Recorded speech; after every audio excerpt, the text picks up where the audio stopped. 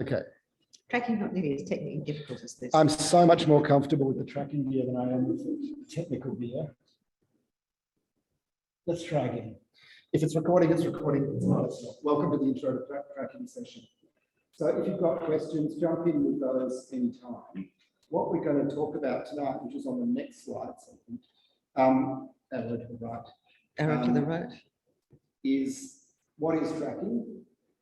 A little bit about scent, because you as the handler need to know a bit about scent. Your dog already knows all of this stuff. How to get your dog started, how to find people to train with and some good places to train, a bit of equipment, and what we know so far about the practical day, which is still a bit of a work in progress thanks to the weather.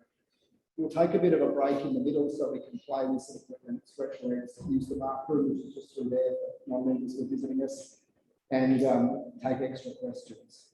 So is everyone in the right place? No one came to intro to agility and feels that they've just been like tricked into being here. All right, let's jump on to the next slide. So what is tracking? Well, tracking on one hand is something that dogs do completely naturally. The dog was effectively tracking before its eyes were ever moving. It was using its nose to find its way around in the nest and find the food. So your dog was born knowing how to use its nose. And as soon as it could walk, it had its nose active and on the ground, sniffing things. So your dog really knows how to track already. But what tracking as a sport is about, please feel free to grab a chair, drag it to anywhere. What tracking as a sport is about training your dog to follow a particular scent to the exclusion of others. That's the hard bit. That's the bit where the skill as a trainer comes in really understanding motivational training and getting your dog to focus on that one scent. And what's really hard as a human is we're asking them to focus on something we cannot see. Vision is our primary sense, and we perceive the world through our eyes. Scent is a dog's primary sense, and they perceive the world.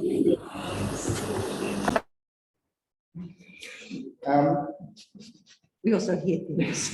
We can hear things, they can hear things too. So tracking is really easy for dogs, quite hard for handlers, and as a trainer, it'll really test how much you know about motivational training and whether you really understand what's called a hierarchy of rewards. And I'll talk a bit more about that later because it's the central thing that most people get wrong with tracking.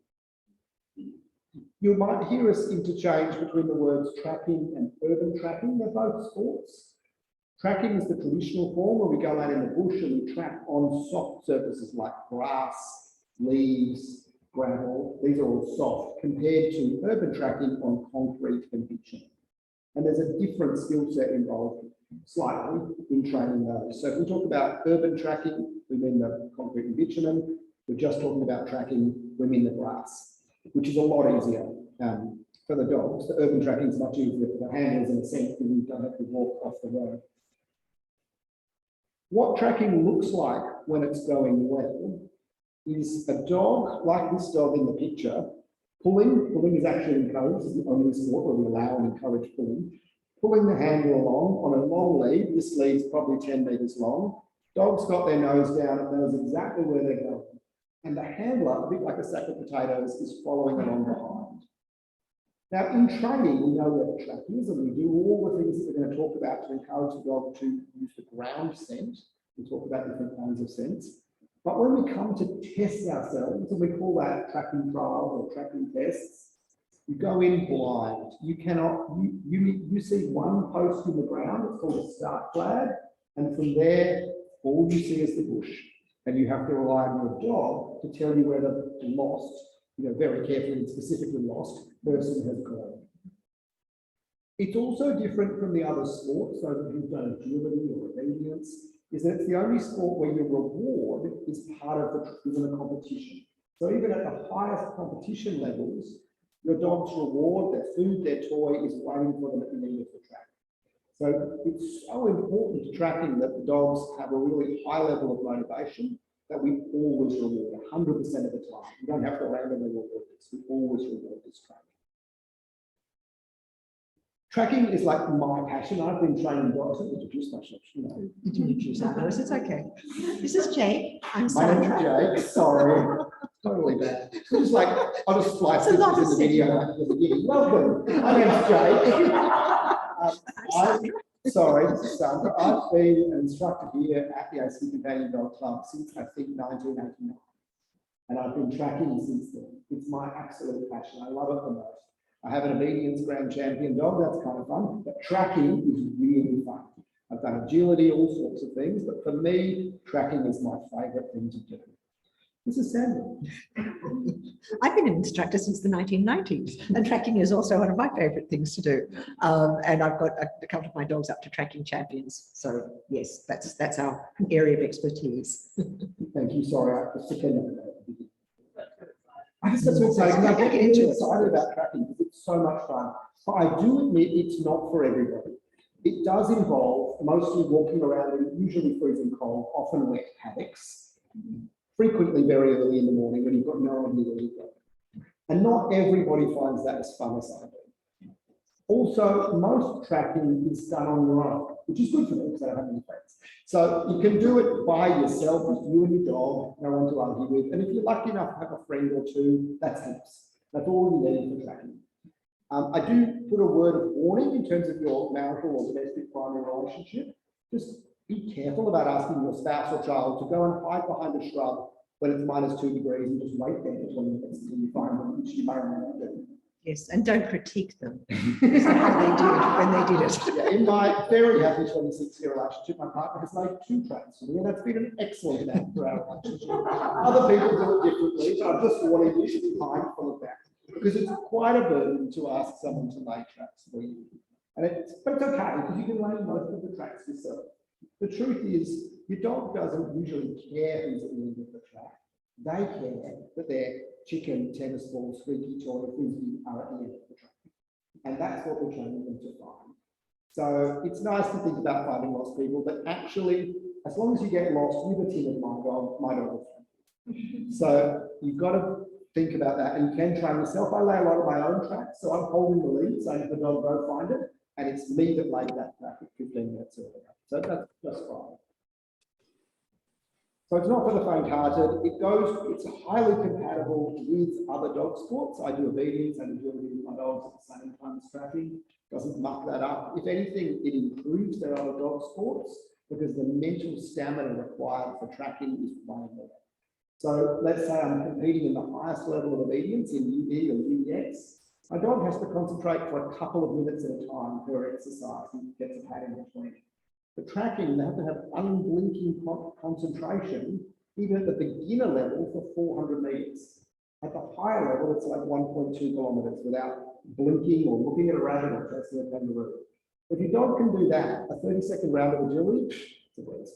So it's really quite good for your dog's mental stamina in terms of building up their ability to concentrate on just one thing.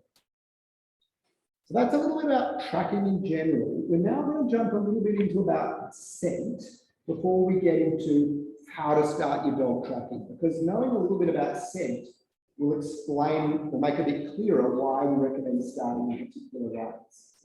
But does anyone have any sort of generalized questions that I haven't made clear in the end, or what tracking is about generally? I'll pause in a sec, Joe, to see if we want to jump in from Zoom, but first from the room. Is anyone who just had some general questions or concerns, worry about whether your dog's right for this? I should have said it's great for any ages. I started my puppy the day she arrived when she was 8 weeks old. Some years ago, I had another dog I didn't start until she was 10 years old. It's great for any age and any ability of dog. Joe, do you need to come off mute and ask any questions from the Zoom room? We haven't got any as yet. Right. All right, I'm going to hand over to Sandra now to talk a bit about what scent is and why it matters to you. So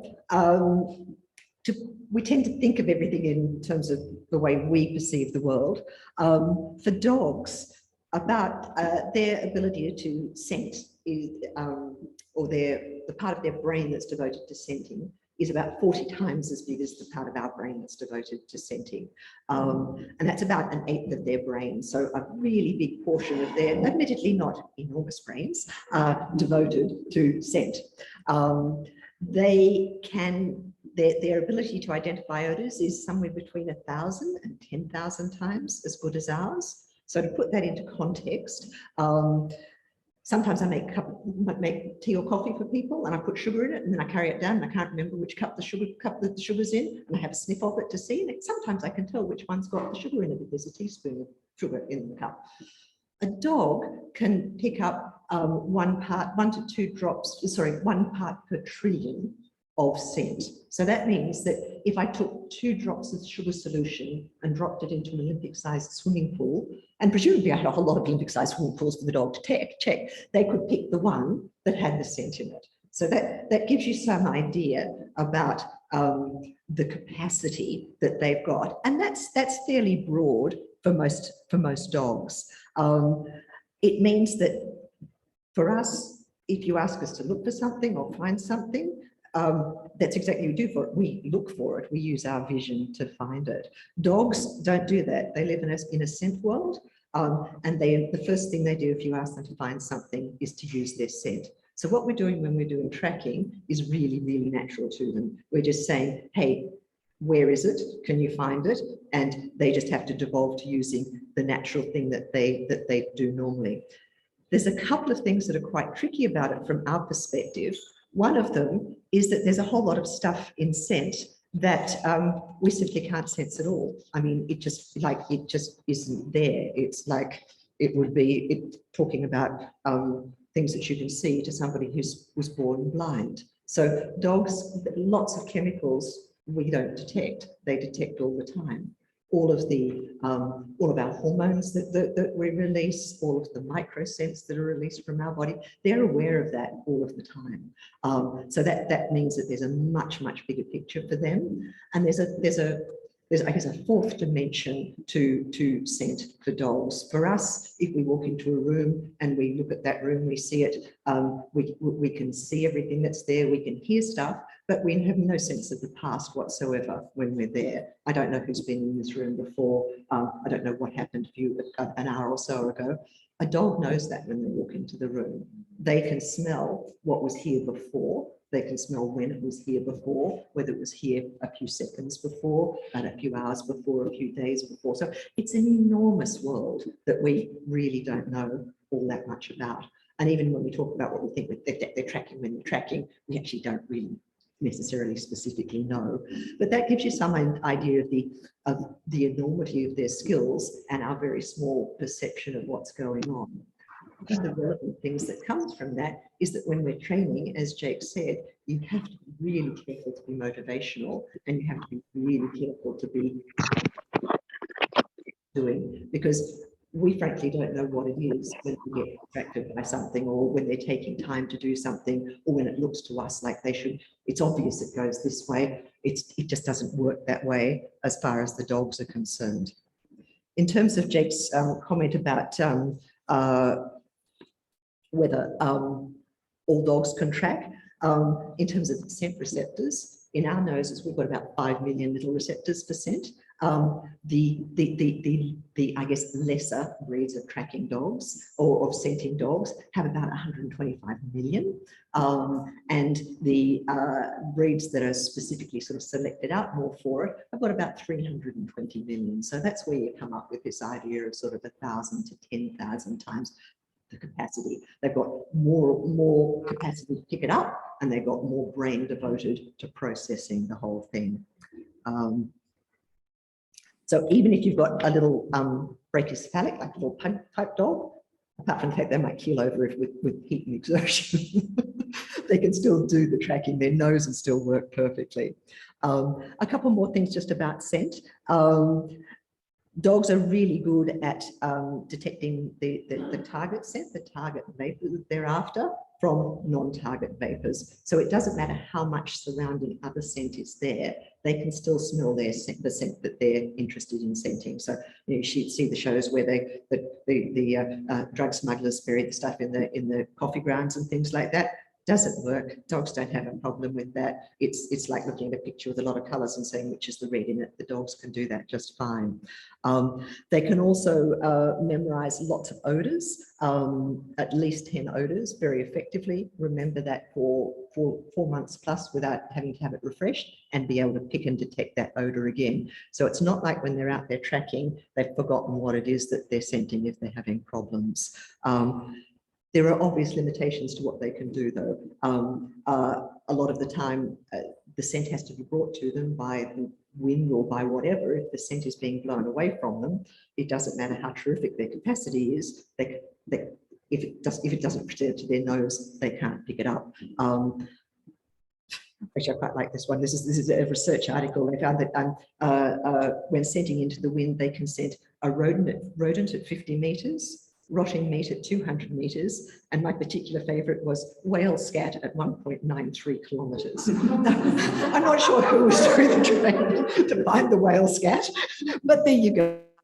But if it's blowing in the wrong direction, even if it's just over there, they can't pick it up. So that's one big limitation for them. And one of the other things that's perhaps a little bit more specific to what we're talking about when we're tracking is that when they're scenting, they sniff multiple times per second. So they draw it in through their nostrils, the centre, and out through the little slits on the side. That's why they've got the slits on the side. So it's a constant cycle of fresh scent coming. But as soon as they start to pant, that capacity drops by about 40%. So that's just something to think about when you look at your dog. Hey, they were going really well and now they're not going so well. That's why their capacity fatigues. So how do dogs track? As best we can understand it, they use a mix of tracking scent and the airborne scent of the track layer. So the airborne scent, as people, as humans, as well, and other animals are similar, we lose a whole raft of skin, of cells. The rate is about 40,000 cells per minute. We're just sitting here shedding. It's kind of disgusting when you think about it, but that's okay. We also release lots of microchemicals from our bodies, evaporated stress, sweat, hormones, our individual bacterial biome that's on our skin and in our breath and everywhere, everything else. All of that contributes to a characteristic scent. And we think that dogs form an odour image based on that scent that is the picture of that person. So sorry to say, dogs don't really look at us and say, wow, that's a lovely looking person. They go, wow, that's a lovely smelling person. And that's really what they're focusing on. In terms of capacity for that, following that odour image, what we think they're doing when they're tracking, the records that have been set are 130 miles by bloodhounds and 12.5 days on a cold track. So that fits within with that a couple of drops of water in the Olympic-sized swimming pool. So capacity is enormous. It's all about motivation. So back to the airborne scent, back to the scent that we're producing. That scent is, as it drops off us, it's scattered onto the ground where we go. It's also released up into the air and is diffused in the air. It's swirled around by the wind. It forms literally a plume coming off us. And the dogs can find us sometimes by following that plume, by bouncing off least scent, going sideways to the least, where the scent starts to get less and turning back into the stronger scent, going across till it gets less, coming back in again. That's the air scenting that you see a search and rescue type dog doing. They're running, their heads are up, they're looking all around the place. That's not really quite what we're doing in tracking, but that gives you a sense of how the scent, the airborne scent, plumes away from people. That scent can also get trapped in places. It can go down into hollows. It can get trapped around buildings. The particles are all there, and that is part of what the dogs are using also when they're tracking. Then there's the tracking scent. So the tracking scent is not only that scent that we just described, it's also what is happening on the ground where you've gone. So in the bush tracking that we're talking about, every step we take, we damage vegetation as we're walking. So we can sometimes see where you've walked, but the dogs can actually smell where we've walked. And in addition to that, there's also a process of decay that's occurring. So when we shed these wonderful thousands of cells everywhere. They then start breaking down and decaying. When we damage the vegetation as we're walking along, it starts breaking down and decaying. And that's part of what the dogs use to determine how old the track is, which direction it went, is this the freshest track, all of that sort of information. The dogs generally use a mix of that airborne scent and what's on the ground when they're tracking. And they have natural proclivities. So some dogs instinctively put their noses to the ground and want to follow along and do very easily what we call footstep tracking. Other dogs aren't so much that way inclined. It's not that they can't, it just seems that they're not that way inclined. And they're more like the air scent, so they like to run around trying to find things where, by the scent that they can smell up in the air. In tracking, we want the dogs to be thinking about not where are you, which is stick my head in the air and run around until I can find where you are.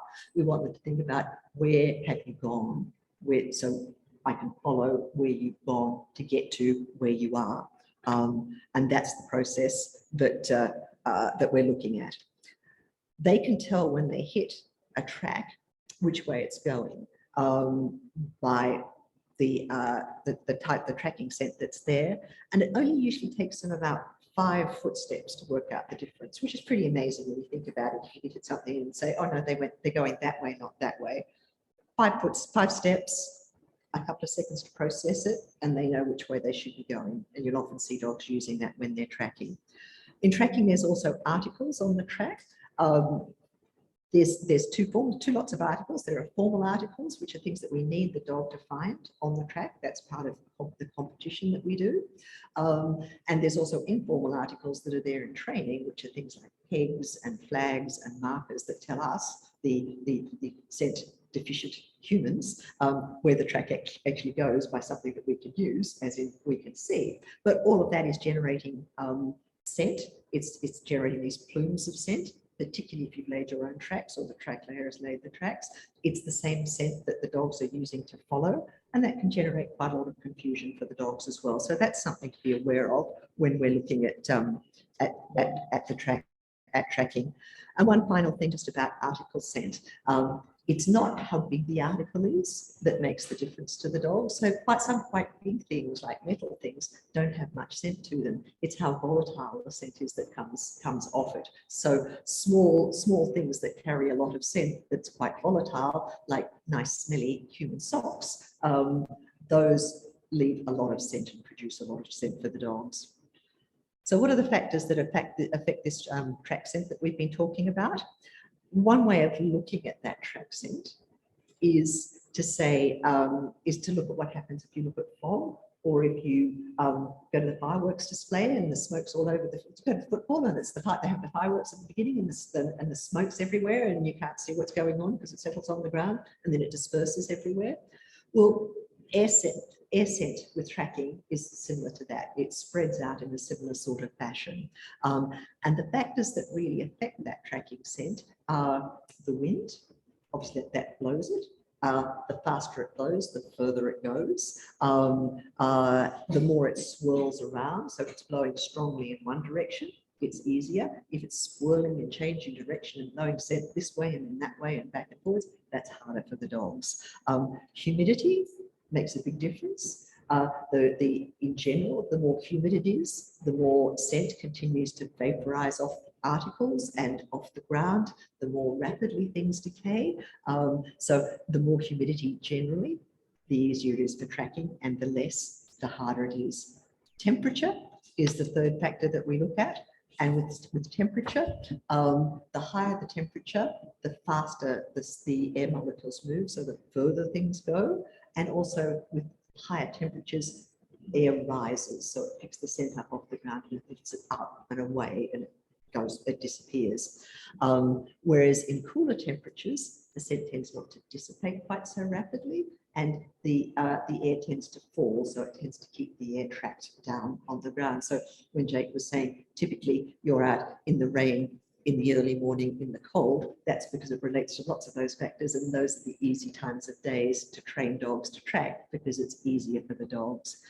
The final thing that affects it is the time that's elapsed. So obviously the longer it is from the time that the scent is laid, the further the scent will travel, the more it will dissipate, the more it will decay.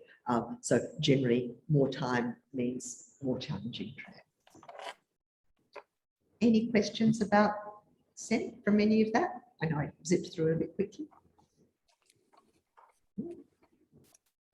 Andrew, I've got a question on Zoom, just from someone asking about what happens when there is no breeze. When there is no breeze, so no wind. Oh, no breeze. So when there's no breeze, it will be a little bit temperature dependent. So the air will still rise, even if there's no rise or fall, depending on the temperature. So air will be displacing itself. So that will still be a factor. If there's no breeze, then the pull around articles, for example, and the width of the track is much, much narrower than it is if there's breeze. So to a large degree, on still days, it's easier. The whole thing is easier for the dogs.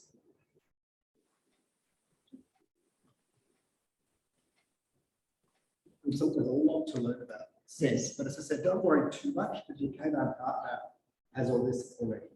And what you need to do is watch their behaviour and try and work it out.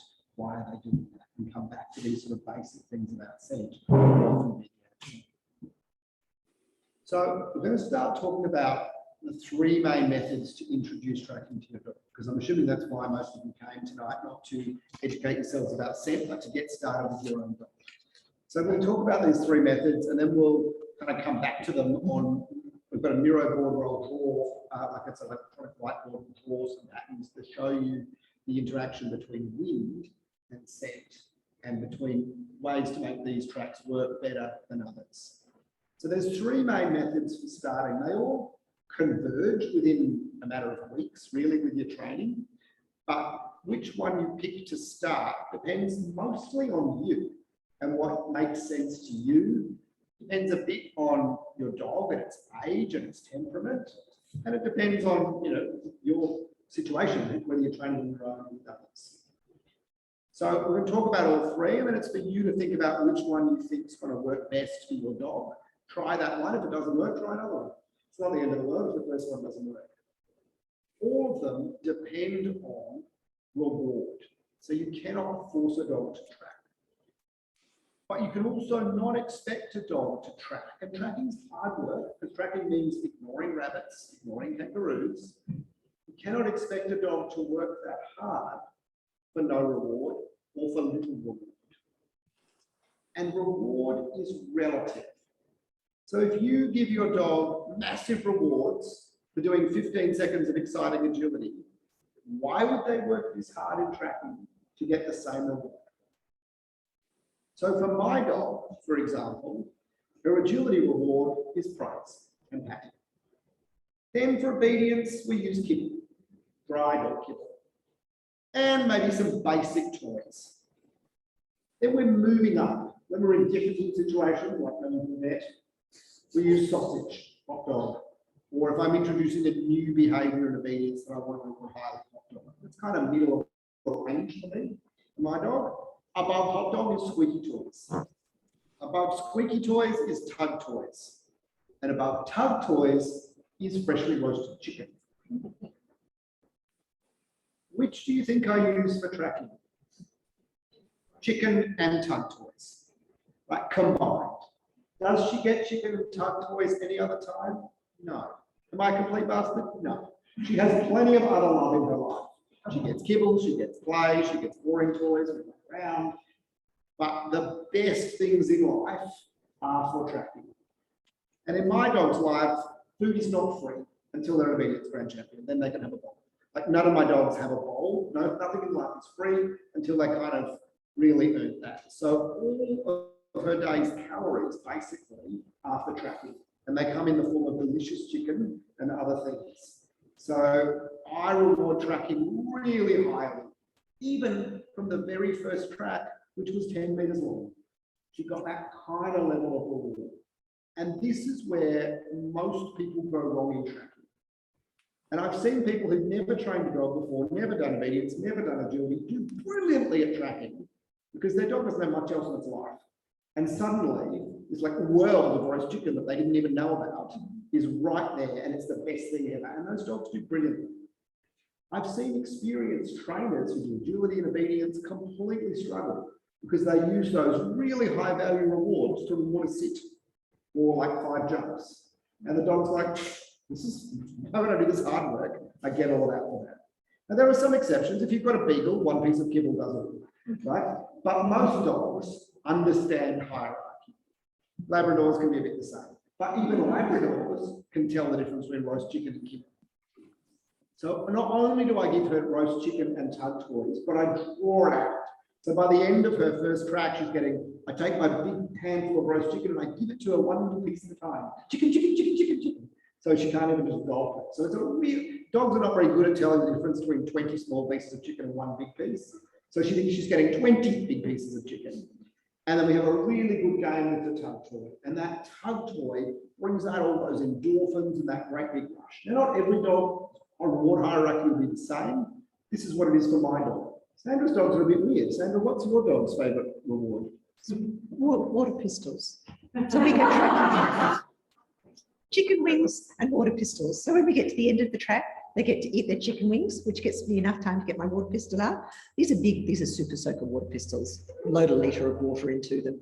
And when they've finished eating their food, which they eat really quickly because they want to get to it, I squirt them with the water pistol in the face. They're German Shepherds, they're slightly strange. And they just think it's the most exciting thing. And do they see the water pistols at other times? No, they get to play with the hoses occasionally. I squirt water with the hose, but water pistols, best things in the world. Slightly cumbersome to carry to the end of the track. Nonetheless, effective. So when I say reward and high value reward, remember all of that. And then remember that this is where most trainers, including experienced trainers, go horribly wrong. So reward, I'm just going to use the one word reward as shorthand now for all of that we just talked about. So all 3 of these methods rely on reward.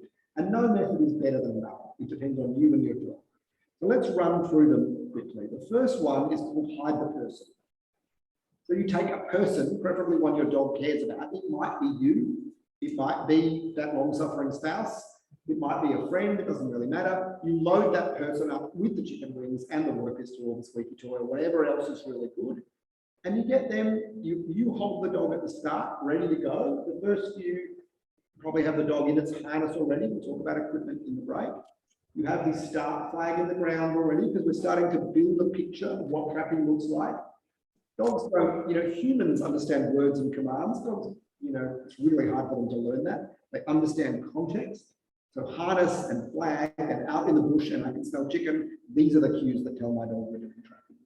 So I load my person up in this first method with all those things, send them off to either lie down in the cold wet grass, referred earlier to marital counselling, or hide behind a tree or a rock or somewhere. And it doesn't matter that the dog sees them go, because how will the dog find them? With its nose. It does matter which way the wind's blowing. We want the wind blowing away from us, so all their smelly air scent is blowing away, which encourages the dog to use the ground scent that's left behind. But at first, it doesn't really matter how they find it.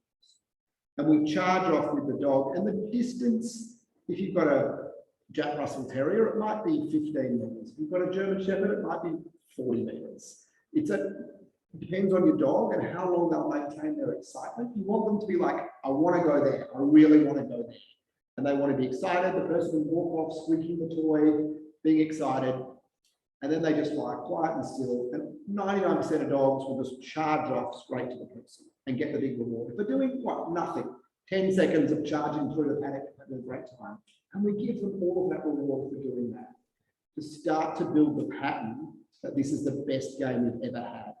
Because it gets harder from here, but we want that pattern established from the very first time. The dog will have no idea what the start flag is and the harness is and why you've got a 10-metre leg, but they'll remember all of those things and start to build that pattern. In the same way that when you pick up the car keys and the dog lead, they know they're going for a walk. They'll build that pattern without any other training. So for these tracks, we need to be careful about wind direction. We need 2 people. And if you've got a strong dog, the person holding the lead needs to be fairly strong, because the dog will pull, usually enthusiastically, to get to that person. That's how you start, and then you just repeat. We might do 3 of those in a row. You can only set one at a time because you have to get to the end to send your person off again.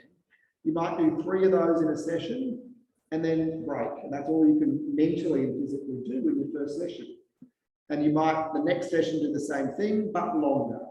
And as you progress, what you'll see is the dog is doing less and less looking. And in fact, you at the start will start moving your dog behind the, you let them watch them go out and then you'll move behind a rock or a shrub so they don't see quite where they went.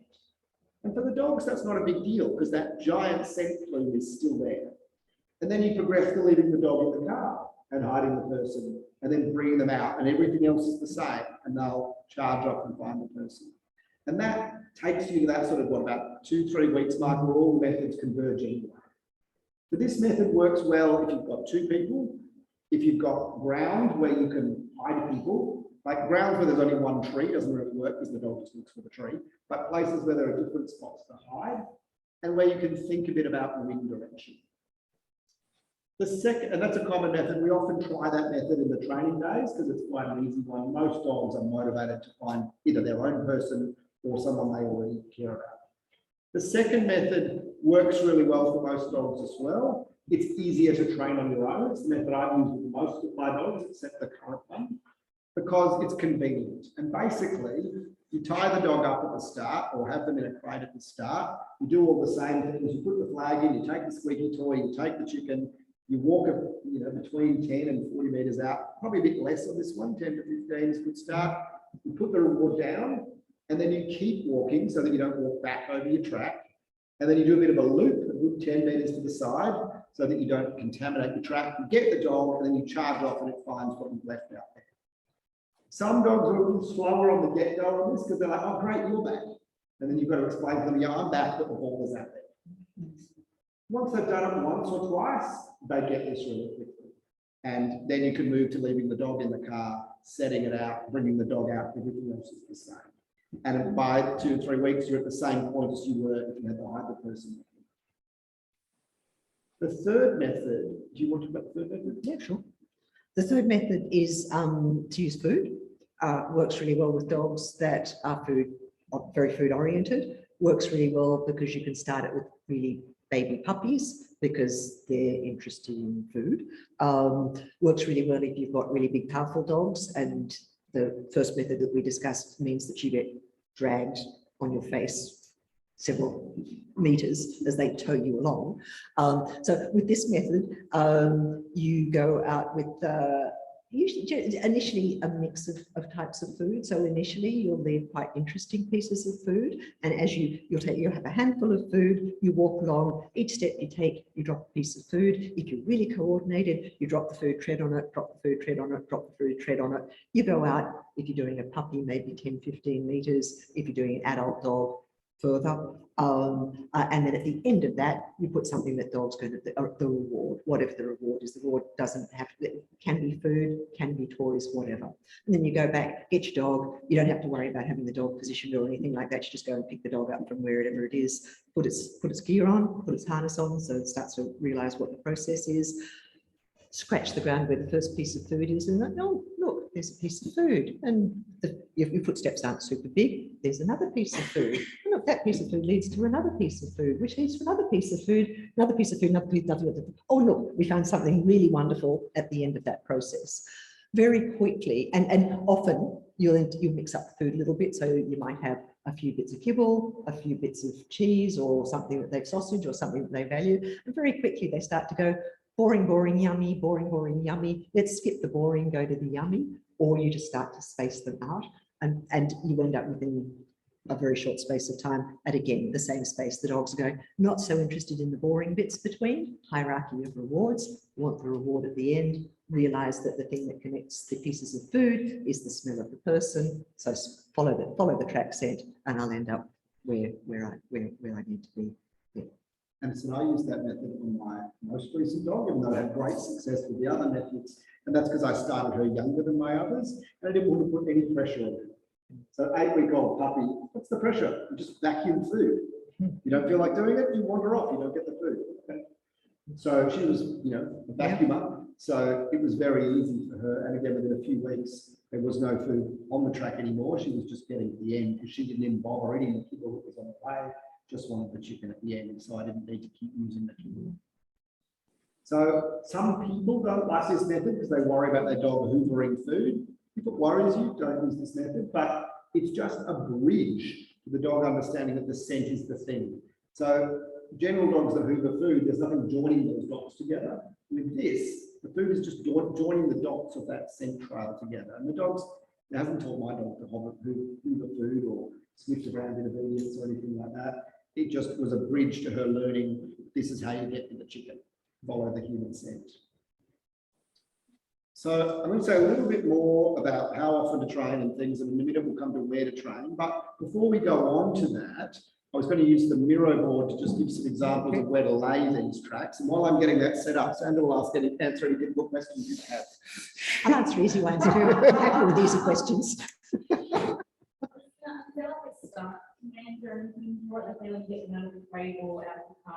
Good question. So when what we try to do when we start training them, even from the very beginning, is try to set the situation up so it's as familiar as possible for them. So when they're tracking, they wear a particular harness that they only wear when they're tracking. We try to go through a particular routine with it, and generally there will be a cue to the dog. So you don't have a lot of cues with dogs when they're tracking. There's usually a cue to ask them to tell them that you want them to track, to start and do it.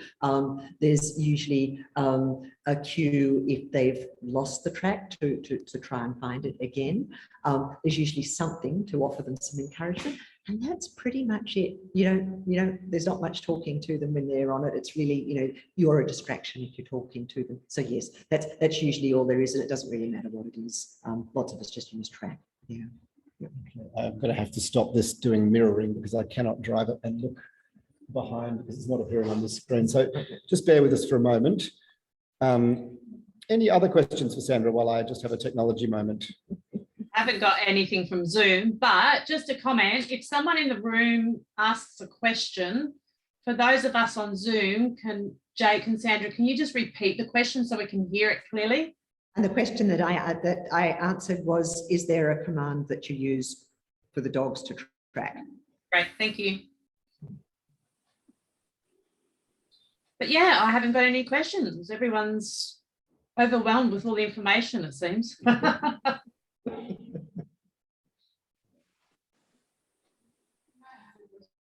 Sure. Hierarchy of treats. Hierarchy of rewards. Yep. Treats, all good. 18-month-old puppy Mhm. doesn't concentrate Mhm. very well in anything Mhm. at the moment. And so we very thoroughly in classes to try and get him to settle down. Is that something that we can transition away from? So that I did. slowly become lower value. Yeah. So as yeah. So the question was, 18-month-old dog, very excitable, need to use high value rewards to in class. How can you progress away from that in a tracking situation? And I think the answer is a little bit as Jake said earlier, which is that when you're teaching something new or doing something new, you may need to use higher level rewards in the early stages and then back off to lower level rewards. And that would be a similar sort of situation. So hopefully it doesn't take too long to get the dog settled down and concentrate a little bit for lesser rewards. So you start moving down that hierarchy and save the good things, and maybe try and save a couple of really, really high value ones for something simply like tracking. Yeah. And that is, again, and it's perfectly legit with a young puppy to be learning that. But that is where most people fail with tracking, is they just keep using the high value rewards for basic behaviors, even after those basic behaviors have been learned. So learning them, yes, but then, I remember doing the tracking, trying to help someone who was a very experienced trainer, and they were throwing the tennis ball before we laid the tracks, and then they used the tennis ball as the reward. It's like, well, why on earth would your dog who just got 10 throws of the tennis ball for free ignore those kangaroos to get one more throw? Okay, I've got a question on Zoom, guys.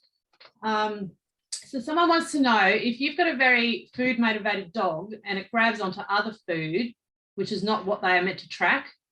So let's say, I know a Labrador that does this and likes to snack on kangaroo poo as they're going along. Do you just let them go for it, or what suggestions do you have on how to bring them back, or suggest how they get back to tracking when they're doing that? So they're self-rewarding essentially. Yeah. I mean, that may be a situation where you choose not to use food as the mechanism for doing that. It's also probably a situation where you need maybe more of a hierarchy, in the sense that there need to be some better things on the track than roo-poo. I know that's hard to grasp sometimes, could be duck poo, I guess, you know, but that would be a situation where, as we talked about, you know, dry kibble, tinned food, chicken, you know, what is it that they really like along the track, so that they're moving quite quickly to those high level rewards. That's also a situation where I would be manipulating my environment in the early training stages. So if I knew that my dog was going to be predisposed to that sort of thing, I'd be training this on an oval or my lawn where there's no kangaroo poo or anything else that's there. This is the training process that we're doing. I don't need to be doing that miles out in the bush, so I can manipulate my environment to ensure that I get the result that I want, and that the things that dog might get distracted by are not there until the dog's training is a little bit more advanced. Yeah. Sure. We used Miro in the stewards course last week, and it was somewhat technologically challenging, but bear with me. So Miro, this is how we would ideally set up our first track, and the star at the end is either your person or your food or your toy, and the wind direction, all these little blue dots are the scent that's coming off that, and the blue on the ground is the scent that's left behind. So we've got our start and our end, and that's all looking good and dandy. This is what happens if you get it backwards. You get your scent from the end blowing towards the start. And the pattern that your dog will take is almost certainly going to be a quartering pattern. So they'll go out to the edge of the scent, and then they'll go, yep, I'll go back here, and I'll go back here, and they'll do this quartering, very natural, especially for gun dogs, to do that pattern. That'll get them to the end, but this is not what we're training. In this activity, we're specifically training ground scent. We can't force the dog to do ground scent, but if we set it up this way, we greatly reduce our chance that they'll do ground scent, because the air scent is right there in their face. Whereas with that first option, the air scent isn't really in the picture. And the problem with this quartering, apart from the fact judges don't like it, is that you're holding the lead and your dog's going left. Is that a corner? And then it's going right. Or is that a corner? And then it's going left again. Where are we going? Whereas with the first method, your dog's just going along in a straight line. And when you get to a corner, it turns and it goes that way. And it's really easy as a handler to just follow the dog and to read what they're doing. Whereas if they're zigzagging all over the place, you don't quite know where they're going. And if the wind's going on a 45-degree angle, they're going to zigzag themselves off the track. So that's why wind direction is important in those early tracks. It's also important when you start adding corners in and doing more advanced tracks. So here we've got our little start flag. And if you've taught your dog to air scent, they're just going to go straight to the end, which is very good if there's, you know, a dying person at the end. But actually, all they're looking for here is a squeaky toy. It can wait a bit longer. And because we're training for testing, we're training for, you know, competition, which non-competitive competition, we want the dog to follow the rules, which is to go all the way around the ground scent to the end. So we don't want to set up our early training tracks to encourage shortcuts, because why not take the shortcut? The idea is to get to the reward, right? So that's just thinking about how you set it up. So we would set the same track up in reverse. So all that air scent is being blown out of the way and not relevant to us.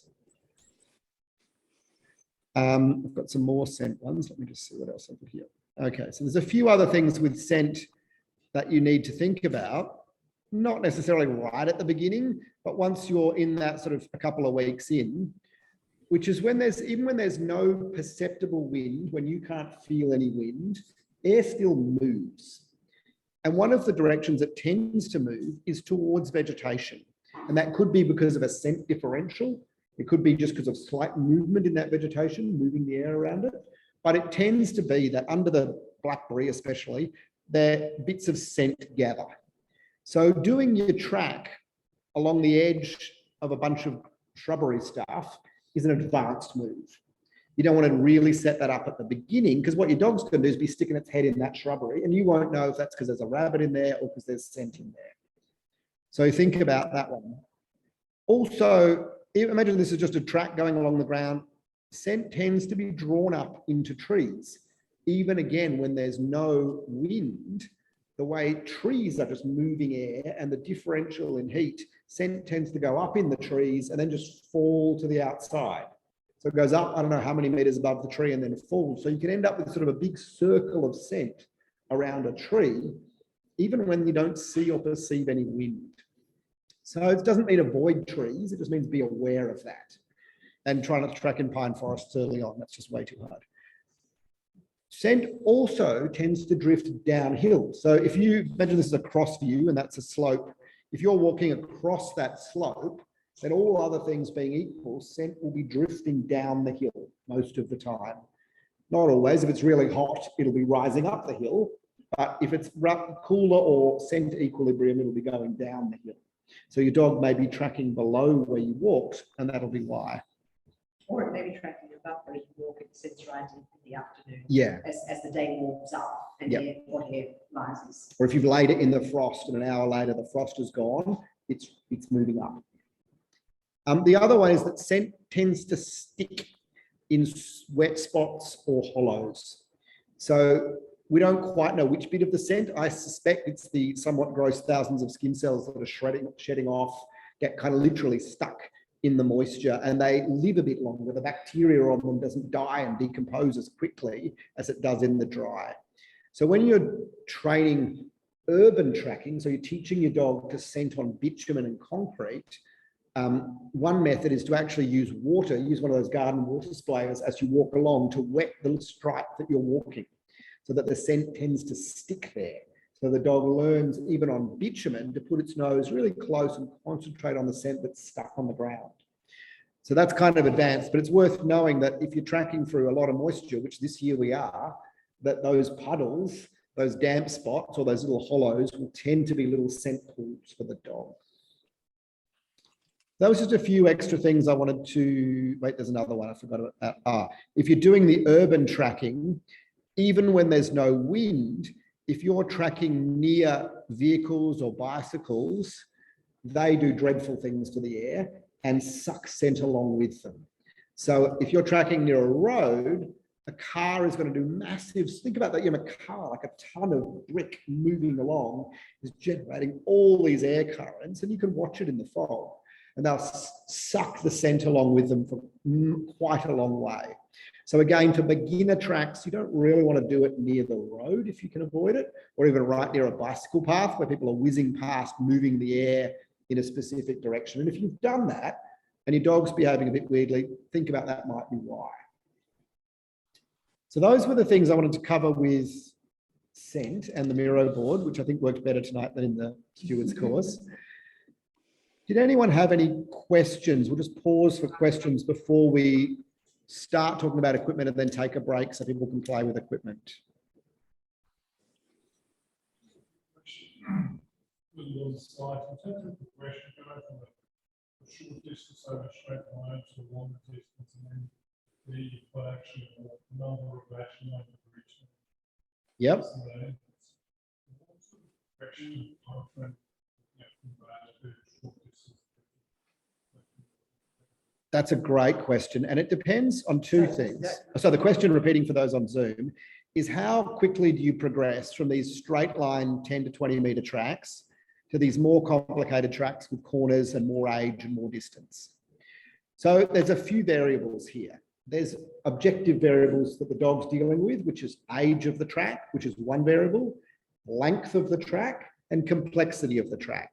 So as with all dog training, ideally we only move one variable at a time as much as we can. But the real factor is how often you train. Because if you think about it, on a tracking day with these ones, you might do 3 tracks. That's 3 repetitions, or maybe 4, maybe 5 if you've got a really enthusiastic border collie and you're doing little ones, but 3, and most dogs will be tired. Even a border collie will be like, oh, my brain is full, I've got to rest now. Even a working border collie. So you can't do many repetitions per session. Now, if you think about it, if you were training a sit and you did 3 repetitions per day and you trained 1 day a week, how long would it take you to teach your dog to sit? Quite a long time. So it depends how many repetitions you do. So if you train 4 days a week, you'll progress really fast because your dog will be getting 4 times at least 3 repetitions, at least 12 repetitions of that sit, the track each week. But if you only have time to do 1 session a week, it'll be a lot slower. Your dog will still progress, but it won't progress fast. So in the early days of my own dogs, I try and train 4 days a week at least, just for that first couple of weeks to get the behavior started so that I can then link my 3 little tracks together into 1 longer track. So I've now got distance. She does 1 little track, gets 1 reward with chicken. Straight away we do another, straight away we do another. So she's effectively doing 3 in a row. So 3 times 40 meters or 3 times 30 meters. I'm suddenly up over 100 meters. And then I can start splitting that into 2 tracks. So 2 of 50 meters, like 50 meters reward, 50 meters reward. And then I can start splitting that into 75 meters reward, break, 75 meters reward. So I can progress by splitting my tracks up, and I can still do 2 or 3 of those 75-meter tracks in 1 session. But you will know when it's time to, there's key milestones to know when to progress. The first is when you get the tracking harness out and your dog goes ballistic with excitement. That's the first clue that your dog has progressed. It's learnt that this harness and lead and flag are associated with something fun. That's when you can start progressing a little bit further, hide your person further, hide your reward further. That's your first mark. And that usually happens after only a couple of sessions. Dogs are pretty quick when it comes to working out where the chicken comes from. The next market, if you're using the food on the ground method, is your dog's just ignoring the food on the ground and just going straight to the end. It's time to make your tracks longer and space your food further. And then with the person hidden or the scent on the ground, your dog is going straight there with no distractions. It's not getting lost, not pausing. It's time to go further. So all of those depend on your dog a bit, how valuable your rewards are and how often you can train. But usually if you're training regularly, it only takes maybe 3 weeks to be starting to introduce corners and longer tracks. But if you introduce them too early, you fall into what we call flag syndrome, where in fact you're not tracking, you're just walking between the flags. And this is the second most common mistake in tracking. So the first most common mistake is getting your reward hierarchy wrong. Your second most common mistake is instead of following your dog and listening to your dog and looking at your dog, you start looking for where the next ribbon is and you just walk towards it. And the dog just kind of goes with you and it finds the reward. So all of those go into how fast you progress. Does that kind of answers your question? But without, I can't give you on week 1, you should do this, on week 2, you should do this. If you're a kind of person that needs a day 1, day 2, day 3, then there's a good book called Glenn Johnson Tracking Dog, written in about 1901, I think, well, 1971. It's very old, but it's got like your day 1, do this, day 2, do this. Now I train my dogs much faster than that, but if you're the kind of person that needs a daily plan, you can follow the daily plan in that book. Just ignore the bits about double lane corners. And there's a number of other books, tracking books that are exactly the same. There's a tracking up and primer that literally lays it out. Session 1, day 1, week 1, 3 tracks like this, wind going this way, this far, second section, third session, week 2, do this. And if you've never tracked before, those sort of things are quite good because they're very structured and they've already thought all of these wind direction issues that Jake just brought up there out, so that they've arranged it so that that's not going to happen to you. So you're going to do the right stuff without actually knowing to do the right stuff. Are we aiming for an oval, like a clean area, or are we aiming for rough urban grasslands, what are we looking for when we start trying in terms of location? We're going to cover good tracking locations in a moment, but the answer to that is it depends a bit on you and what you want to achieve. Sandra lives in town and trains on the nearest oval. I live in the bush and train in the paddock. It's a bit what's convenient for you, but ovals are great. The only place I would avoid are off-lead exercise areas where your dog's going to get jumped on with another dog. We'll cover in a minute. There's so many places in Canberra to train. If your dog is highly prey driven, then pick somewhere without kangaroos till you've really got this behavior good. If your dog is highly distracted by, whatever it is children leave on the oval, don't pick an oval. Just pick somewhere that you are going to have the most success with you turning up and your dog being less distracted by whatever it is that your dog is distracted by. And remember what Jake said about you want to get a lot of repetitions up quickly. So doing it in a place that you don't have to pack everything up, load the dog, drive half an hour, take 2 hours out of your day. That just doesn't work. There's no need to do that. That's not part of what the dogs need to learn. They can do it really easily on relatively short grass, in a relatively urban environment, particularly when you're talking with puppies and really short tracks to start with, but only a few meters. Generally, I would say pick somewhere that's not where you walk your dog every day, because you've already established a pattern. This is what we do here. You get to pull on the lead and sniff what you like. You've already established that picture in the dog's mind. So to establish a different picture for tracking, it will be slightly easier if you pick a different place. So the dog's like, okay, it's a new place and there's a flag and I've got a harness. Those things are new. I'll start to put those together. You can do it on your regular walk route, but it will be harder for your dog to realize that you're doing something different to what you've always done in that space. But in all honesty, I teach my puppies on the front lawn and I go out the back gate to walk the dog. I mean, that's a space as it is for them. Yeah. Okay, I was going to cover equipment before we had a break so we can play with it. How about I do equipment really fast and then we break and then we finish off equipment after the break? Is that okay? Jay, can I interrupt? I've got 2 questions from Zoom. Yep. Okay, so someone's asked, they've got newly retired truffle dogs who were primarily used air scenting when they were working. And she's wanting to know, do you think they will be able to transition to ground scenting for tracking? Yeah, absolutely. No trouble. It's a different game. So people do nose work or scent work with their dogs, which is an air scenting game. Totally different. Use different cues, different harness, different location, different environment. I mean, we're focused on different words. Use whatever words you like, but don't pretend your dog understands them. I mean, it's all that context. So I wouldn't train a truffle dog to do tracking in an oak plantation because that's a particular context and environment. But on a school oval is probably not where they've done truffle hunting and unlikely to be truffles there. In a different harness, different reward, different system, they'll transition very quickly. I mean, all dogs air scent and ground scent. We want ground scenting in this, so we set it up that that's the way to succeed. If you set it up that that's the way to succeed, that's what they'll do. You can't explain it to them in English, put your nose on the ground, but you can use the air to move the air scent away so that the ground scent is what's obvious. So that's the first question. Second question? Second question is from someone who's done some tracking for a while now and just wants a bit more clarification about where you commented about the tracking dog book about ignoring the section about information about double tracking and scent pads as well, I suppose that would cover too. Okay, so way back in like 1979, we thought it was we worried about whether dogs had enough scent on the ground. And what they used to do is when they were laying a track, so we now, oops, I'm just trying to find a clean spot on the board, sorry. Oh, yeah, cover all those. Oh, forgot about those, come back to those.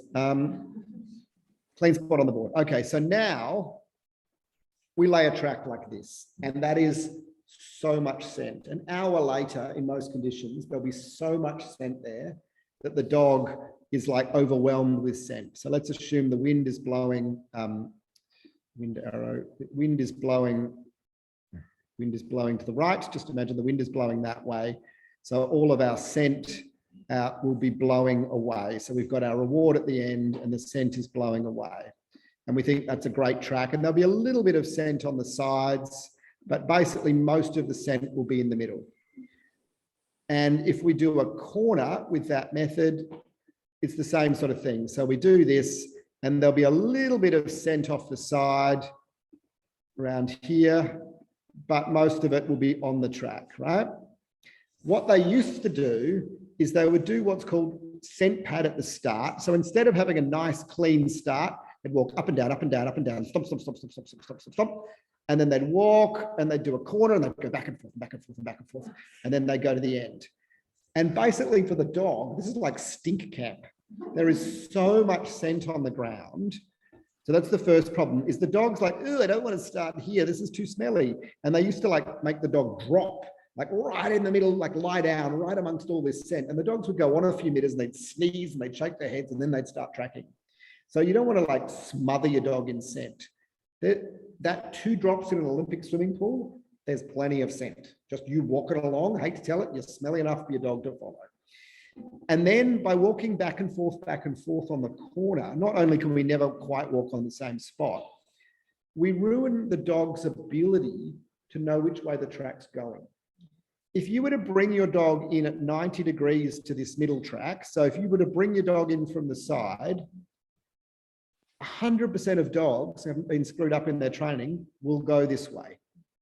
Right? They'll know that one footstep is a second older than another footstep, and they will go the right way. It's incredible. But if you've screwed that up by walking back and forth and back and forth and back and forth, the dog's like, I don't know which way this track's going. One's 3 seconds old, one's 15 seconds old. You've made a real mess of it. So that's why we don't do that anymore. I mean, it's not like the worst thing you can do, but it really won't help. Your dog will have to learn to train despite what you've done. There's no need to make it any harder by doing that. Does that answer that question? Yes, it does. Thank you, Jake. Okay.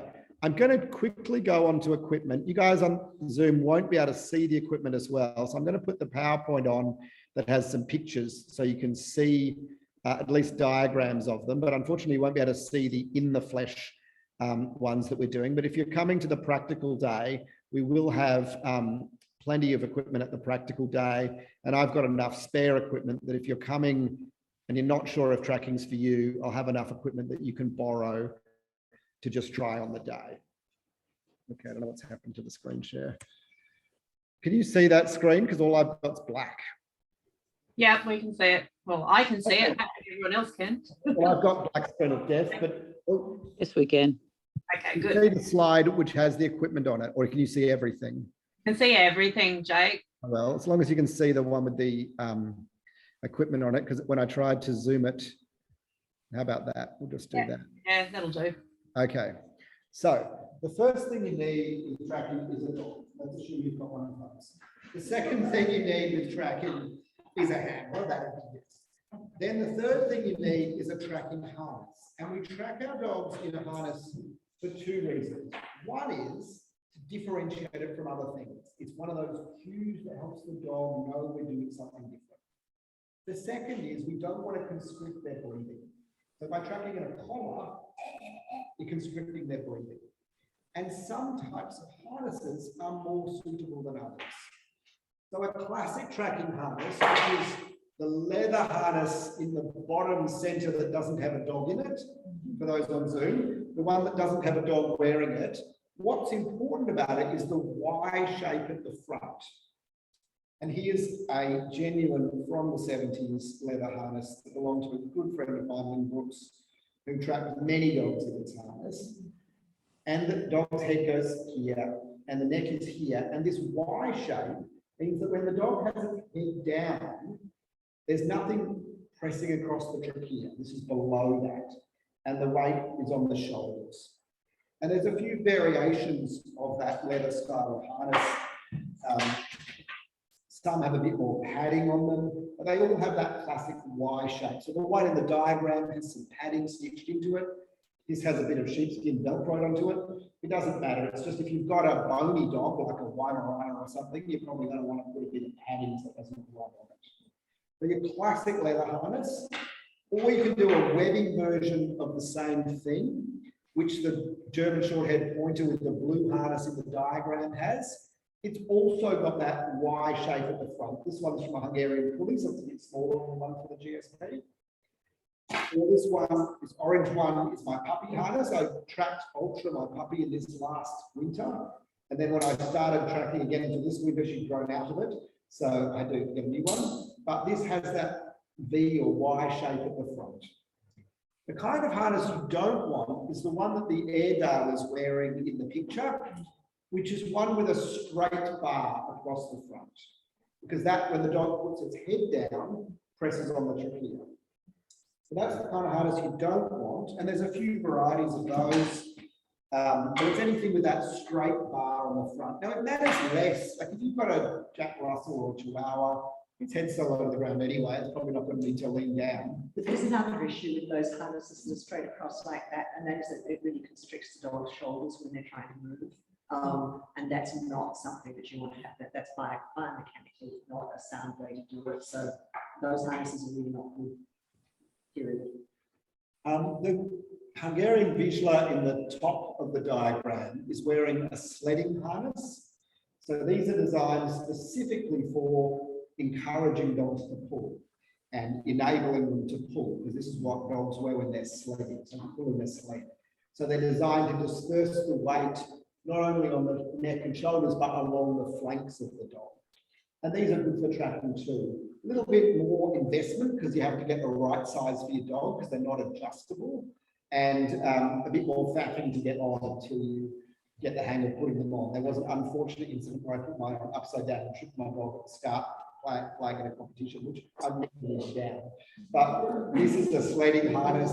If you've got a German Shepherd that pulls like a steam train, then do not get one of these. But if you've got a Border Collie or a dog that's, you know, a little less strong, this would be fine. So a whole range of harnesses that you can play with. Have a look in the gap. Sorry for those online, but for those who can play with these harnesses, plenty of options. The other thing you'll need is a lead. Often start with a 5-meter lead because you don't want your dog going too far. And as you get more advanced, you want a 10-meter lead. There's a bit of skill in not wrapping a 10-meter lead around your feet, but you're after a 10-meter lead that's comfortable to hold. This orange one has some rubber in the grip, makes it easier, it doesn't pull through your hands as much. There's a classic cotton one, which forms the hassle until it's soaking wet. Not too hard on your hands, or, you know, frankly, if your dog doesn't pull that hard, 10 meters of rope from Bunnings with a clip on the end will be fine too. So it depends how hard your dog wears. Some people wear gloves because their dogs pull. You don't want to get rope burn as you're pulling your dog. The last thing you'll need is at least one start flag, because this is part of that routine and that picture for the dog. You probably ideally want at least 3, so you can do 3 tracks in a row and then get back and get the first one. This is just an electric fence post, which is a step-in post with all the little clips cut off so that the lead doesn't get tangled in them. Maxine bought some fancy ones from Bunnings the other day that are surveyor's pegs. Then the step-in bit, they just have a nice little reflector on top. So you can get those from Bunnings, you can get these from rural shops. Then you want to raid the clothes peg supply in the house, get some clothes pegs and tie a bit of surveyor's tape or ribbon onto them, because these will help you mark the track. We'll talk about marking tracks later. But that's it. That's all the equipment you need. If you've got a harness for your dog for a different purpose, like your car harness, you can use that for the training days to test it out. But ideally, you want something that's different. It smells different and it feels different, because that's all part of that cue that we're doing something different and now you're allowed to do. So I'm going to propose that we take a break. For those on Zoom, just amuse yourselves, get a cup of tea. For those here, use the bathroom, and we'll come back in sort of 5-10 minutes and just finish off. So hold any other questions you've got. I'm going to pause the recording. Feel free to come and play with the equipment, and we'll resume transmission shortly. Let me just stop this recording. Okay, welcome back, folks. So we've talked a little bit about equipment. I'll just pause to take any questions on equipment before we talk about where you might want to train in Canberra and places, how to hook up with people to train with. This is not a dating service, but how to find people to train with. Did anyone have any questions on equipment? I had one tip from Maxine, which was make sure you write your name on your little ribbons, because when you're training with a bunch of people, you'll all get your ribbons mixed up, which is not the worst thing in the world, but you know, ribbons come, ribbons go. But I write Jake on most of mine, and mostly at the end of the season, people come and go, oh, these are yours, and I get most of them back. So writing your name on a ribbon was one tip that came from Maxine. Yep. So Or- just a quick question. With the rope thing you use, if you already own 15 meter rope, is it okay to just like tap up the extra 5 feet or something into that meter?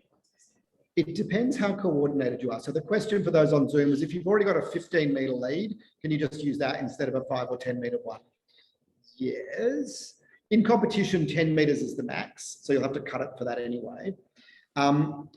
In early training, you probably only want 2 meters of lead out, so the dog isn't going far off the track. Because if you're holding the end of 15 meters, your dog could be miles off the track and you've got no control. And what we want to avoid in training is jerks on the lead. And so there's techniques to feed the lead through your hands. What tends to happen with beginners is you end up holding the end of the lead going, oh my God, what's happening?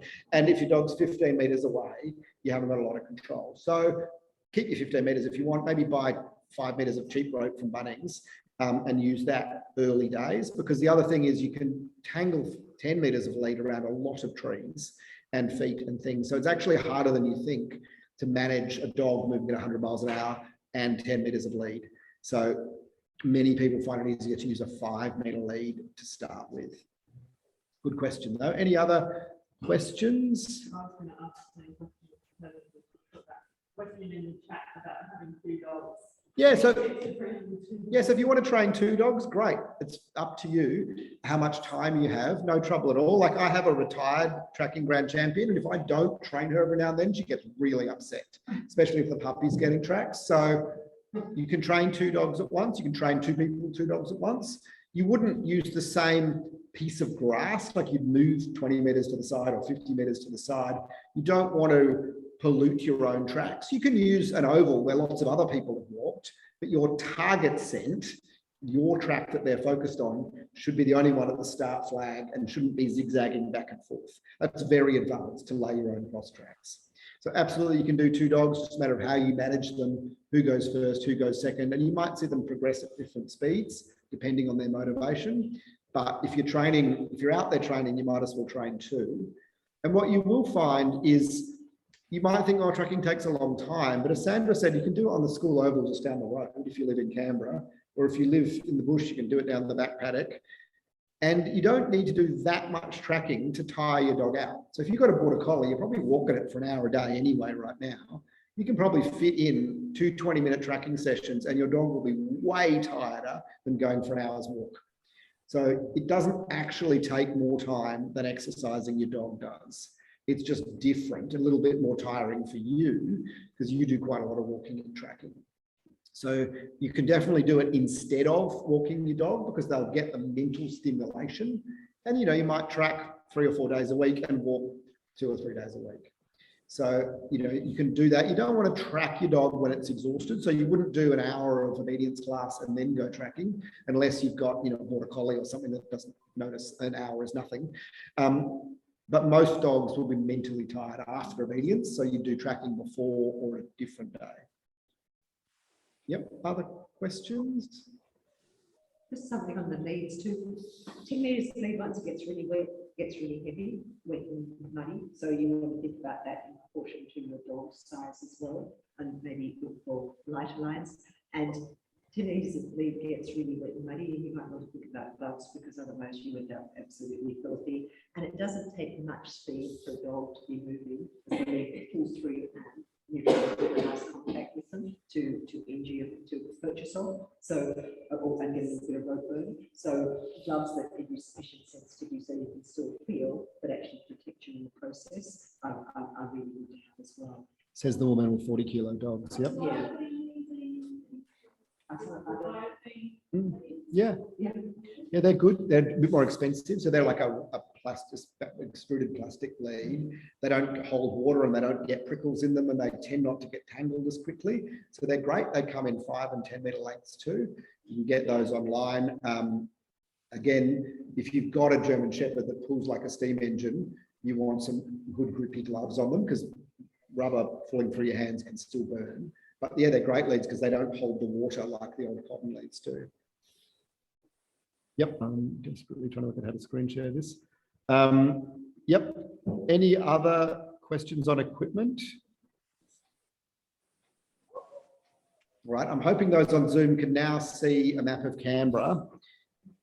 Now, if you don't live in Canberra, just doze and nap for a minute, but there's plenty of, Canberra is the most extraordinarily good place. This is just Google Canberra dog off-lead areas, Canberra City Services map. And the areas you want to avoid, in my view, are the dog off-lead exercise areas because of other people and their dogs. If you live out of town, the Gundaroo Common, if you live near Gundaroo, is a wonderful place for tracking. I use Bungendore Showground because that's quite close to me. Lots of public spaces like that. But you don't need to go out somewhere, especially not for the first couple of months of training, where your tracks will be 100 metres or less.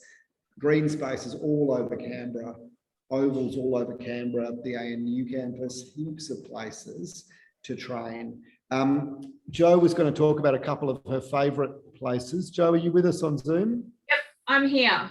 Okay, so when I first started tracking training, I was living in the suburbs in Fadden, in Tuggeranong. So to begin with, I just had a look around my suburb and just found a few open areas, which luckily a lot of our suburbs do tend to have close by.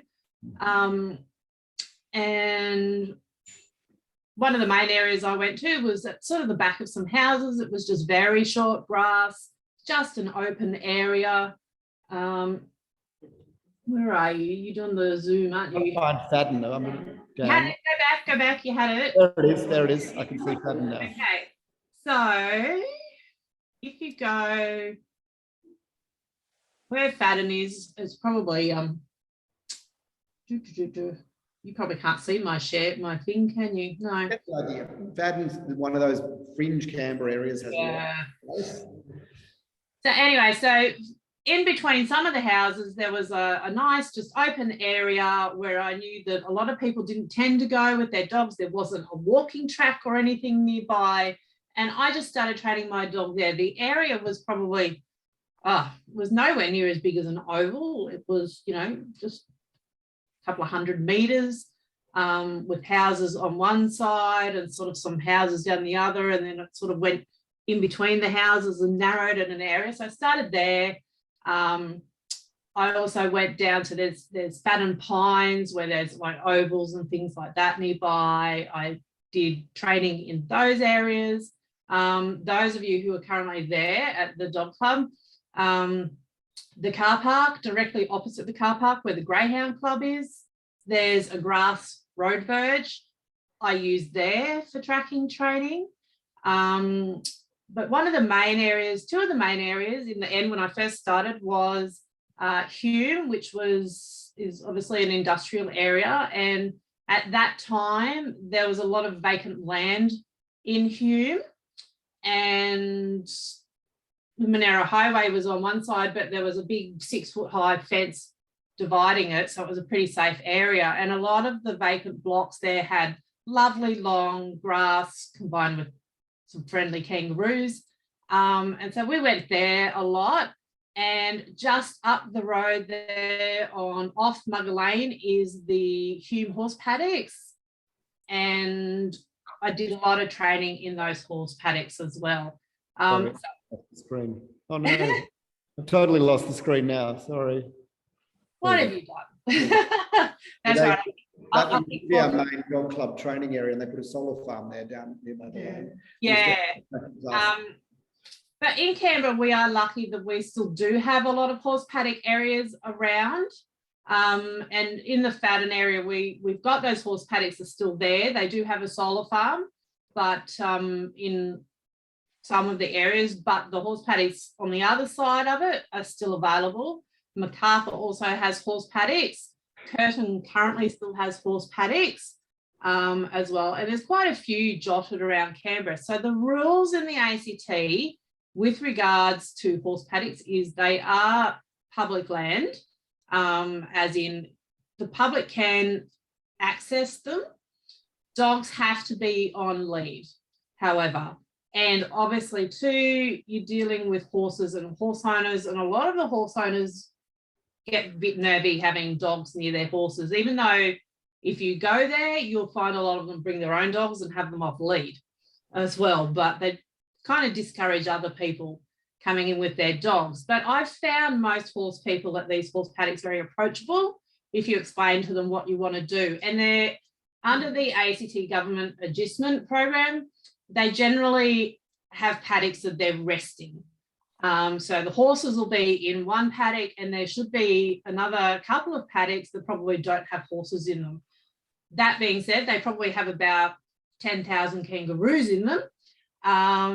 But you can go in and use those paddocks for tracking. And that's where I've done a lot of my early tracking training, mostly in the horse paddocks around Canberra, but any little open spaces that you can find. You know, if you look on this map, you can see all that green in all those suburbs are perfect little areas where you can go and do simple small tracks to start off with. But as Jake said, I would avoid popular areas, anything which is a dog off leash area. So I know that up the back of Duffy, for example, I can't remember the name of that area, but the very, very, very back road of Duffy, there's where there used to be a pine forest. There's now a heap of walking tracks through there. And I know a few people who used to like going in there and tracking, but so many people go in there and there's just off-lead dogs everywhere.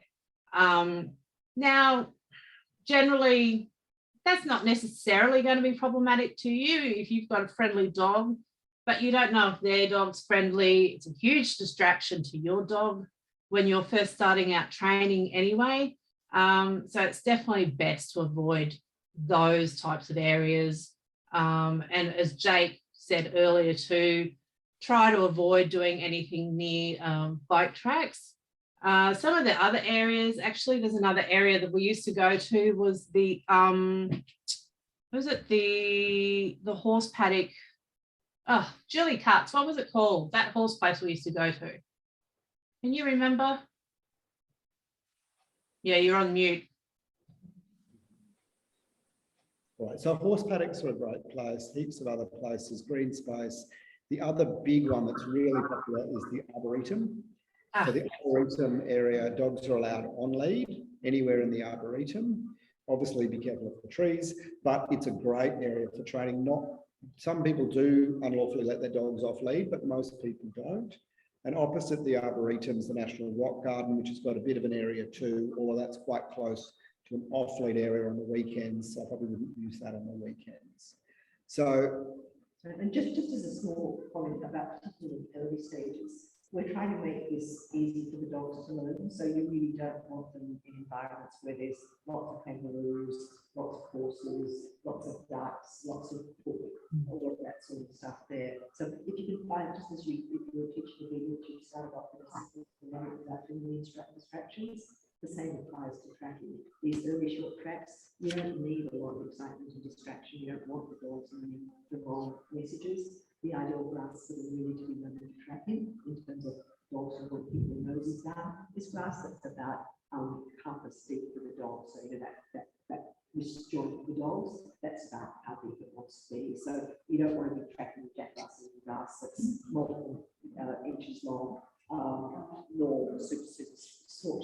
So think about that in terms of accessibility, so you can get plenty of training down, repetitions down early, and make it easy for the dogs to learn what you want and not just go, what. okay, so yeah. One place also is Yarralumla Woolshed, as long as you're really careful. Yarralumla Woolshed, for those. Yarralumla Woolshed. Yep, it's another equestrian area. Thank you. That's another good place to train. Okay. So generally, any of the Canberra nature parks are fine because you can have dogs on lead in the nature parks. As Sandra said, you do need to be aware of the wildlife because some obviously have, well, it's Canberra, we have a lot of kangaroos anyway, so it's something to pay attention to. Another area that I've discovered since I've moved out to where I live now is Stromlo Forest Park as well. So that is also, dogs are allowed, but they have to be on lead.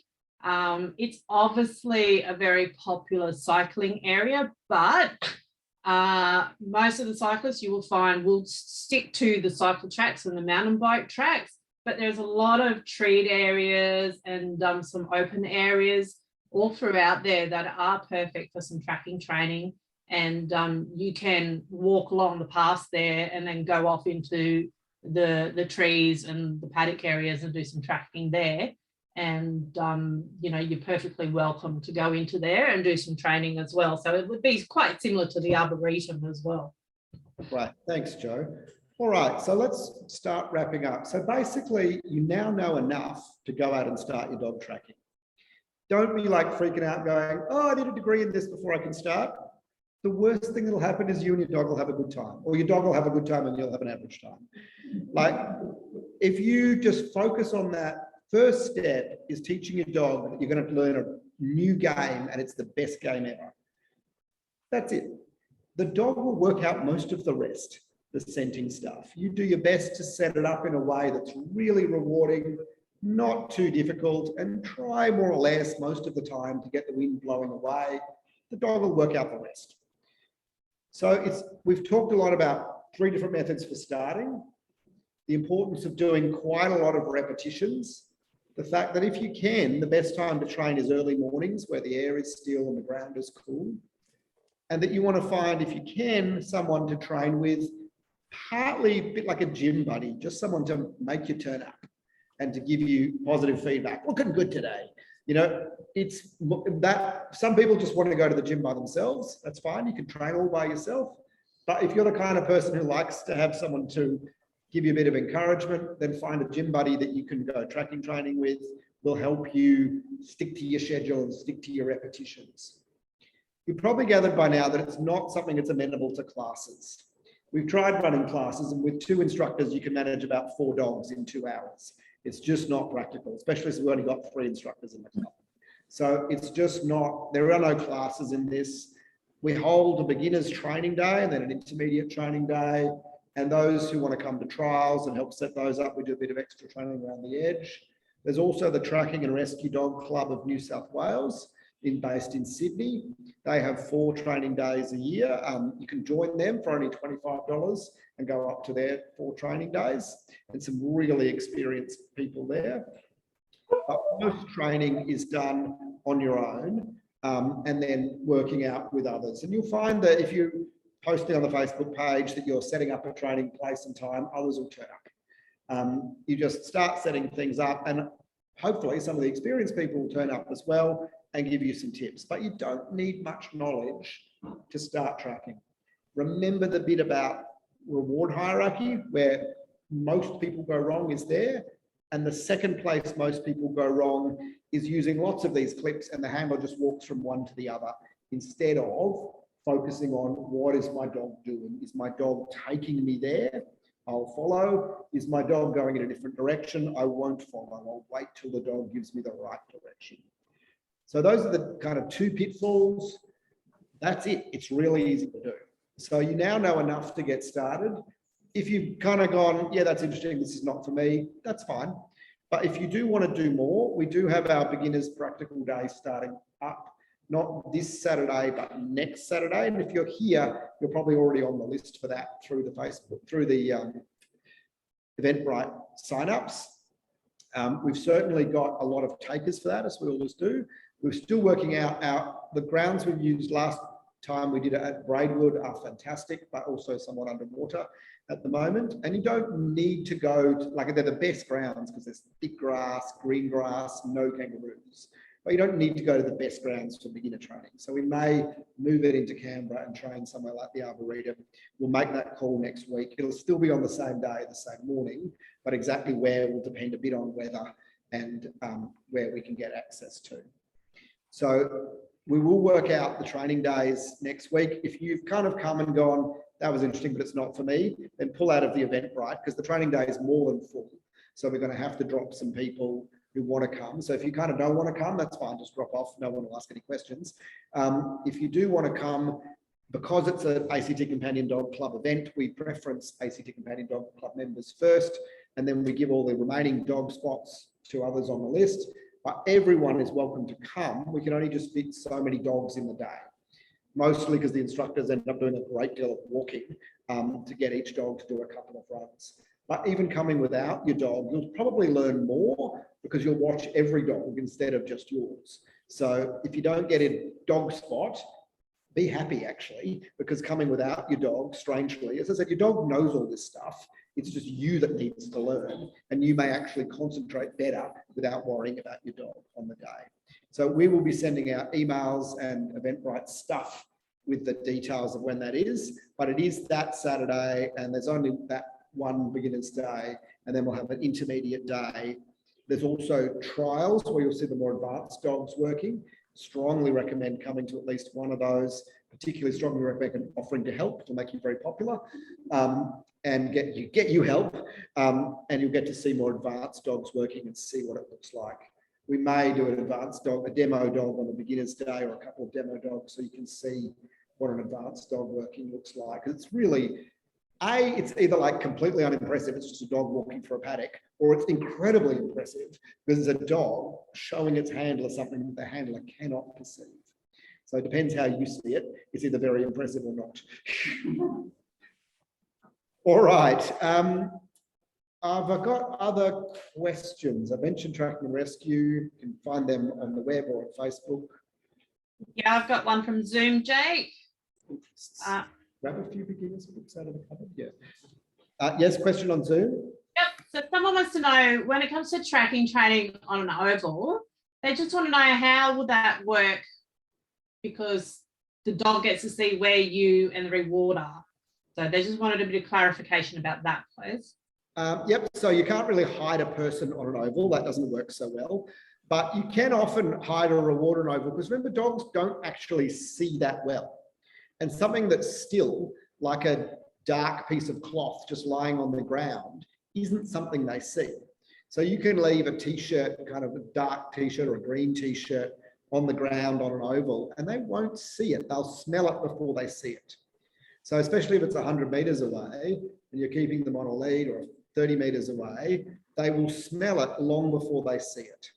So you can, and especially if you're doing the footstep tracking method, putting little kibbles down, they'll have their nose in the grass, they'll be going kibble, kibble, kibble. Oh my goodness, there's the end reward.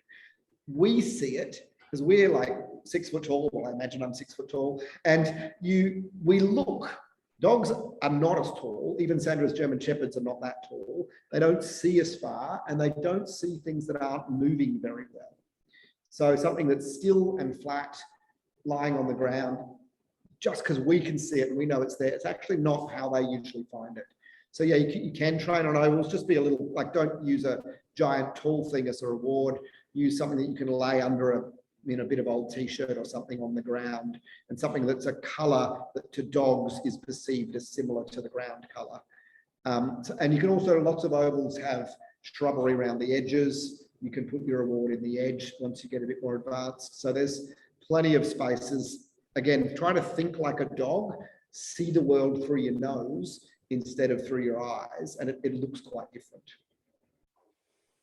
Good question. Any other questions from Zoom before I go back to the room? Most of the questions are about, do we need people's email addresses, or how do they join up to come along to the training day? So they join up through Eventbrite, and the Eventbrite lists have been posted to the email list. And Joe, I believe you posted them to Facebook as well. Yes, so we just need to let everyone know about those two, the Yahoo groups list, and also the Facebook group. Yeah. So Facebook group is called Canberra Tracking. And on Yahoo groups, it's ACT Region Tracking Dogs, I think. It's Google Groups, not Yahoo Groups. Oh yeah, Yahoo Groups was the old one. Sorry, Google Groups. Google Groups, it's ACT Region Tracking, and it's Joe manages the Facebook page. I manage the Google group because I don't do Facebook, but that is our main method for communicating. If you're an ACT Companion Dog Club member, all those links are in the last Good Companion newsletter. And if you're not an ACT Companion Dog Club member, just go onto the ACT Companion Dog Club website and download the last edition of the club newsletter, which is there for free, and all the links are in there as well. So you can sign up through those Eventbrite links. We use Eventbrite. We started using it during COVID to manage who was coming, and it's also just really convenient for us to manage knowing who's coming and to know what order people have signed up in, because we're always oversubscribed for tracking. But like I said, don't be alarmed if you don't get a dog spot. Everybody is welcome, and everybody will learn something. And what your dog learns from doing 2 repetitions on the day is nothing. What you will learn from watching 20 repetitions on the day is a lot. So it's really about training the people, because dogs were born doing this. Sandra, in front of the picture. Which I just rated from the library here. The absolute tried and true, and I don't know if I can hold this up so that the camera can see it as well, but the absolute classic is Tracking Dog by Glenn R. Johnson from the 1960s. There's a lot of stuff that's not terrific, as Jake talked about, the scent pools and the double tracking, but it's a fundamental book. Try Tracking, Caroline Cruz. This is a really good and more modern book. It has, for those who want the absolute day by day, week by week, how do I train my dog? Here's week 1, day 2, week 1, day 3, week 1, day 4. And it's all, this is how far you go. This is where you place the rewards. This is when you introduce the corners, all of those sort of things. And another excellent, also more up-to-date one, Tracking from the Ground Up by Gantz and Boyd. Again, quite relatively formulaic, but useful either to follow the formulas or just to get a grasp of how you should do it, do's and don'ts. So of those two, these two excellent for starting and for giving you an idea of how quickly you should sort of be moving along. Don't take it as set in stone. Dogs are individuals, they all do it slightly differently, but both very good. And if you just, if you want some general history of tracking, that's an excellent one as well. So that's some books. Right, well, I think that is us finished on time, unless there's any last questions. Yes, sure. So what is the actual usual process for studying to get to the trials and things like that? Obviously, you're a beginner, you go to the beginning sessions, you practice quite a bit of people.